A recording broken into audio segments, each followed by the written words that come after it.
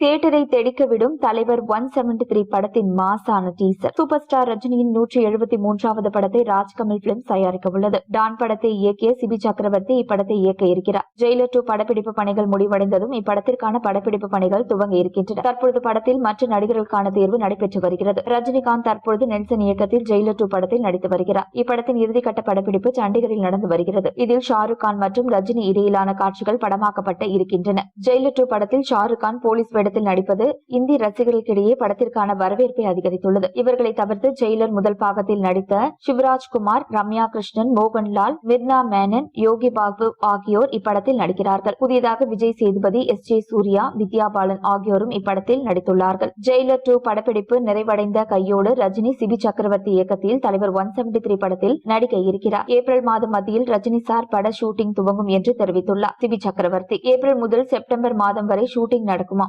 குடும்பத்தில் அனைவரும் சந்தோஷமாக பார்த்து ரசிக்கும்படி படம் எடுக்கிறார்களாம் சிபி சக்கரவர்த்தி. தலைவர் 173 படத்தில் ரஜினிக்கு மகனாக பிரபல மலையாள நடிகர் பேசில் ஜோசப் நடிக்கிறாராம். அடுத்த ஆண்டு பொங்கல் பண்டிகைக்கு படத்தை ரிலீஸ் செய்ய திட்டமிட்டிருக்கிறார்களாம். ரஜினிகாந்த் படம் என்றாலே குடும்பத்துடன் அனைவரும் தியேட்டருக்கு செல்வார்கள். அதனால் அதை மனதில் வைத்துதான் படம் எடுக்கிறாராம் சிபி சக்கரவர்த்தி. ரஜினி மற்றும் சோபனா இணைந்து சிவா, தளபதி, கோச்சடையான் ஆகிய படங்களில் இணைந்து நடித்துள்ளார்கள். கோச்சடையான் தான் தமிழில் அவர் நடித்த கடைசி படம். மணிரத்னம் இயக்கத்தில் ரஜினி சோபனா இடையிலான கெமிஸ்ட்ரி இன்றளவும் ரசிகர்களால் கொண்டாடப்பட்டு வருகிறது. தற்பொழுது 35 ஆண்டுகளுக்கு பின் மீண்டும் ரஜினி படத்தின் மூலம் தமிழுக்கு திரும்ப இருக்கிறார் நடிகை சோபனா. இதனால் ரஜினியின் ரசிகர்கள் மகிழ்ச்சி அடைந்துள்ளார்கள். விரைவில் தலைவர் 173 படத்தின் டீசரை வெளியிட இருக்கின்றனர். தமிழ் புத்தாண்டு ஸ்பெஷலாக வெளியிட இருப்பதாகவும் கூறப்படுகிறது. ஏற்கனவே ரஜினி கமல் பட டீசரை வெளியிட்டதை போலவே பல தியேட்டர்களில் தலைவர் 173 டீசர் வெளியாகும் என எதிர்பார்க்கப்படுகிறது. இதையடுத்து இனி வன்முறை அதிகமாக இருக்கும் படங்களே வேண்டாம் என்று முடிவு செய்து குடும்ப பாங்கான படங்களில் மட்டுமே நடிப்பு என்று தான் சிபி சக்கரவர்த்தியும் 3வது முறையாக நெல்சன் திலீப் குமாருக்கும்